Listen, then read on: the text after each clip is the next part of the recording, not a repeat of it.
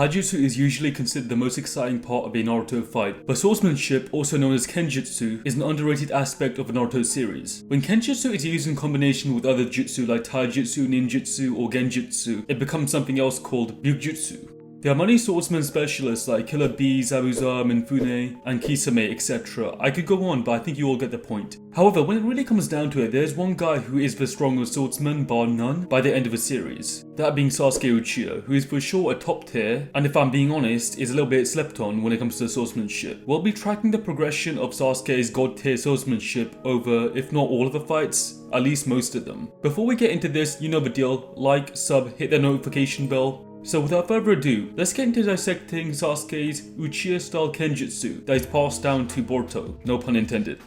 In the early Naruto series, Sasuke wasn't established as a swordsman yet, since he doesn't have a sword, nor has he gone through the proper training to become one yet. He does however have access to weapons such as kunai, senbon, and giant demon blaze shurikens, which he can use effectively in multi-step plans alongside Naruto. So I think his skills in weapons kind of foreshadow what will be later set up as Sasuke's swordsmanship skills in Naruto Shippuden 3 years later, since the weapons themselves aren't too dissimilar.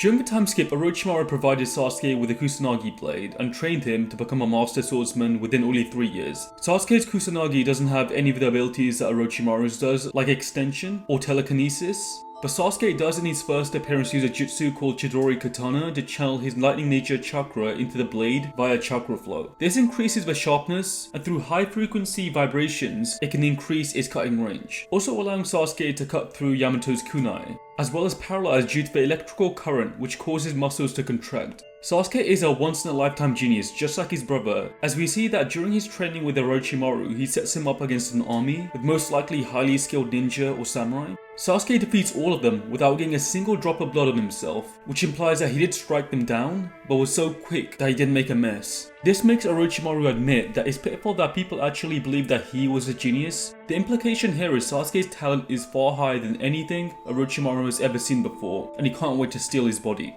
He learned all of this while making summoning contracts, learning Kirin, Chidori Stream, and Chidori Sharp Spear. Throughout early Shippuden, Sasuke wields his sword skillfully in either hand, and he can switch between them as well, which does suggest that he is ambidextrous. He really does show off what he's got when he rips his master Orochimaru to shreds after he's transformed into his true white snake form. But this is nothing. Sasuke's skills were almost of the highest caliber, and the usage of his sword will only become more inventive. Sasuke is so ridiculously smart of a swordsman that he can execute multi-step plans using his sword instantly. What I mean by this is he deliberately threw his sword into the ground against Deidara to use as a platform to evade his clay mines on the battlefield, then channeled his lightning through it in order to negate the earth-style natures of the mines, then propelled himself off his sword so he could reach Deidara's dragon with his Chidori Sharp Spear, which repositioned Deidara right underneath his sword to set up the mines that he'd placed himself. This is really a testament to how smart Sasuke is and how resourceful he can be just by using his sword. Of course, Sasuke utilized more than just swordsmanship to ultimately defeat Deidara. They played a major role in setting up this disrespectful win over him. It's a shame that it wasn't useful against his brother Itachi, who could block and counter his sword strikes, but we'll let that slide considering that Itachi was a once-in-a-generation prodigy who could negate anybody's core strengths at the time. But next time Sasuke's sword skills are on display are against Killer Bee, and this isn't exactly his best showing as people meme him on, since he does laughably nearly die on multiple occasions. However, it's not really as bad as people make it out to be, since Killer Bee is a master in Kenjutsu, having taught Amaui and Karaui. When Bee was younger, he developed a style of Taijutsu called Disturbance, which he basically uses to create unpredictable angles. Kid Bee also only had 2 swords, but later acquired 5 more, so he has a total of 7 now. He then combines his Disturbance Taijutsu with his swords to create a unique style of Kenjutsu called Acrobat, or the Dance of the 7 Swords. This allowed him to carry the 7 blades between his left armpit, both elbows, right leg, stomach, right side of his neck, and his mouth. He can use all of these blades at the same time, throw them as mid-range projectiles, and create an 8th sword by using the 8 Tails chakra. So at this point you're basically fighting General Grievous from Star Wars, and it can be super overwhelming. This allows Bee to pressure his enemies with unpredictable swings from pretty much any angle, as if he's breakdancing. And I speculate that's kind of what this style is based on. I mean, I don't think it takes a genius to realize that he can rap, breakdance. We all know what's going on here, Kishimoto. Anyway, when he does find an opening, he can quickly poke his opponent with extremely pinpoint accuracy to strike their vital points. With a high enough volume, he can easily confuse the Sharingan, which isn't able to predict the acrobat's pattern. So no matter how skilled a swordsman is, they're always going to struggle against this unorthodox style that Killer Bee has. So I don't think we should be too harsh on Sasuke's skill. Consider that Killer Bee did say himself that Sasuke survived the acrobat because he did use a Chidori current to deflect the blades and minimalize damage. I think it's fair to say he probably wouldn't have won a 1v1, so it was a good learning experience for him, and he was able to keep up. No wonder Killer Bee thought that Sasuke was his toughest challenge, which is saying a lot considering that he nearly died against the 4th Hokage. Sasuke's next most impressive showing comes during the 5 Kage summit, in which he briefly fights Sakage. Despite getting overwhelmed, he also managed to outscale and defeat the samurai of a land of iron by defensively blocking their projectiles and quickly unsheathing his sword after striking.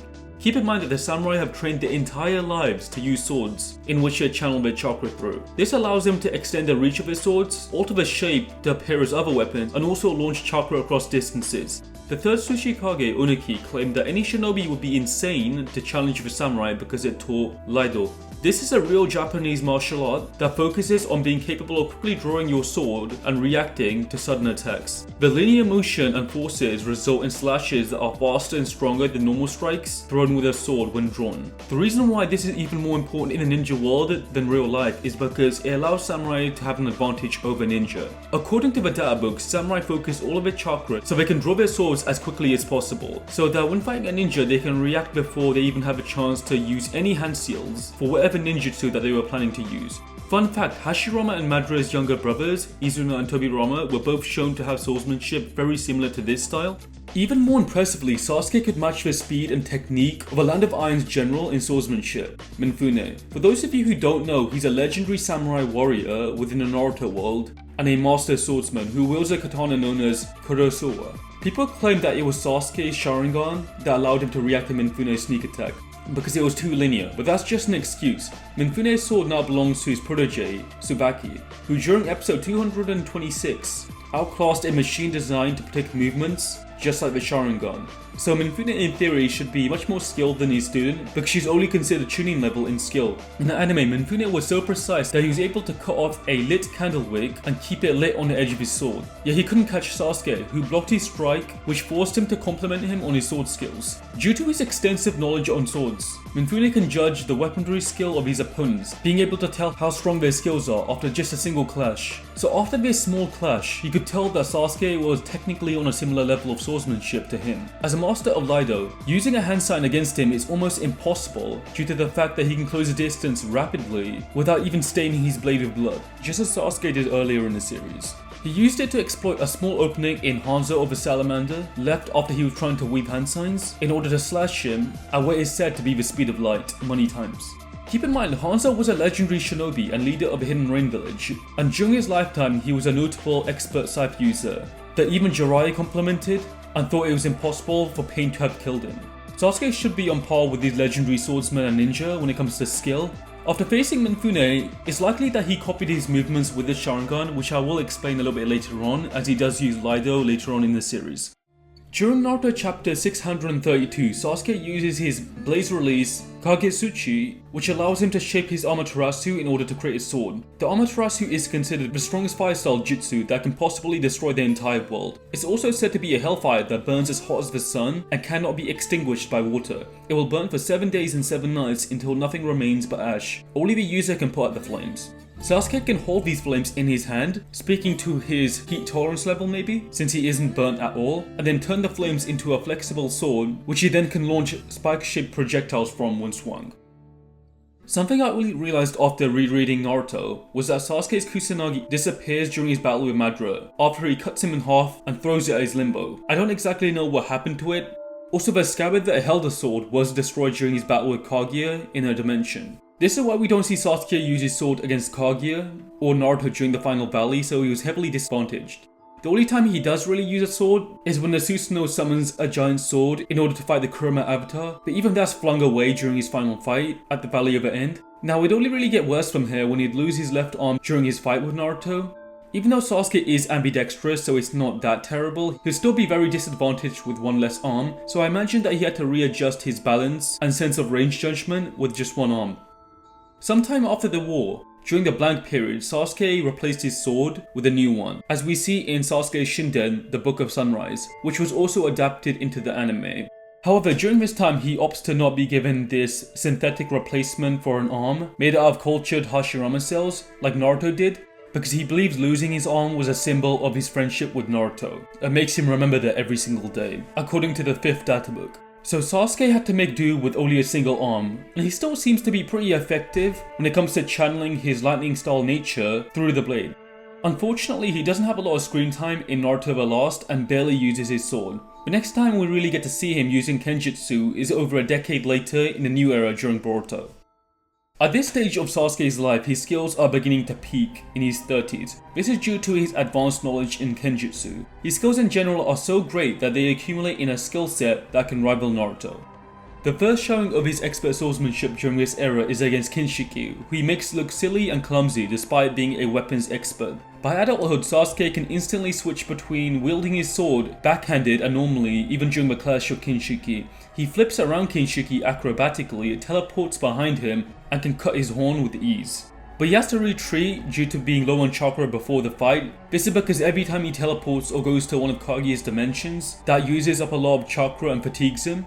Keep in mind that Kinshiki carries around an axe, club, hammer, and in the novels has other various weapons that he can use simultaneously. Even though he's said to be simple-minded, against contrary belief, he's not just a brute who swings his axe around aimlessly. In fact, the animation guide for the movie confirms that Kinshiki's swordsmanship was equal to Sasuke's. This is not referring to power because a fatigued Sasuke could keep up with him, and a slightly less fatigued Sasuke, who had to travel to Momoshiki's dimension, could fight a fused Momoshiki, which means that Kinshiki's skills have to be on par with Sasuke's, not his power. This is actually a feat for Sasuke as well, considering that Kinshiki was feared by Kaguya for his weapon expertise, and this was 1000 years ago, meaning that he has over 1000 years worth of experience bare minimum, if not more, and has probably advanced it since he last saw Kaguya. Other than that, Sasuke had also learned some new jutsu like Amino Tejikara to help his Kenjutsu, in which he uses his Rinnegan to instantly switch places with objects within his viewing range. For example, he can throw his sword in any direction and switch places with it to escape from certain situations or create openings for himself to attack fused Momoshiki. A little later during Boruto episode 135, Sasuke wraps the Amaterasu around his sword to increase the power of his strikes against fused Urashiki, who in his base form allegedly was as strong as Utsutsuki up until that point. But if you don't want to consider that arc canon, due to the wacky ass scaling, I'm cool with that. It's up to you how you interpret the story or view it. There's not much Sasuke showcases after this, especially against Jigen, who schools him and Naruto working together. Sasuke does lose his Rinnegan, so unironically loses the ability to use Amino Tejikara, and his balance would have only gotten worse than it already was with one arm. However, the last time we do see Sasuke is during Boruto's flashback of him during the time skip in which he trained Boruto. Sasuke was given a sword by him, but we don't know if it was a Kusanagi blade just like his. All we do know is that he taught Boruto apparently everything he knows. This includes what is called the Uchiha style Kenjutsu, which is a unique style of Kenjutsu mastered by Sasuke. According to the official V-Jump Boruto database, this style of Kenjutsu specializes in quick draw slices, which is shown to have great crowd control properties by Boruto against the claw grind. It's very similar to the samurai's Lido slashes and Killer Bee's unpredictable pokes, probably because, as I alluded to earlier, Sasuke can copy using the Sharingan. The Uchiha style Kenjutsu also incorporates lightning release chakra to strengthen its cutting power. In Sasuke's last appearance, he used it to slash Unlimited Code's left eye, right before he's overwhelmed and bitten by the claw grime, meaning he may be close in power to Unlimited Code, who should be stronger than Jigen. And we know Jigen did smoke him back when he did have the Rinnegan. So it's possible that even after losing the Rinnegan, after training with Boruto for 3 years straight, he most likely surpassed where he was at, which is absolutely insane if he did. Obviously take that with a grain of salt. As of right now, Sasuke is in a deep slumber trapped in the Claw Grime's tree and has been cloned to create a being called Hidari, which is one of the Ten Tails egos. Hidari has both Rinnegan, both arms, and can use all of his jutsu, so he's notably far more powerful than Sasuke. Unfortunately, Hidari doesn't carry around a sword. The closest person who can do anything like that is Boruto, so hopefully he can show off what he learned from Sasuke. And that brings us to the end of the video. Thanks for watching, and hopefully you enjoyed the video. Let me know in the comments what you guys think about Sasuke's swordsmanship. Do you think Boruto has surpassed him in swordsmanship? Is it underrated or even overrated? Let me know down below. Also, don't forget to subscribe and like, hit the noty bell. I'll see you next time. Peace out.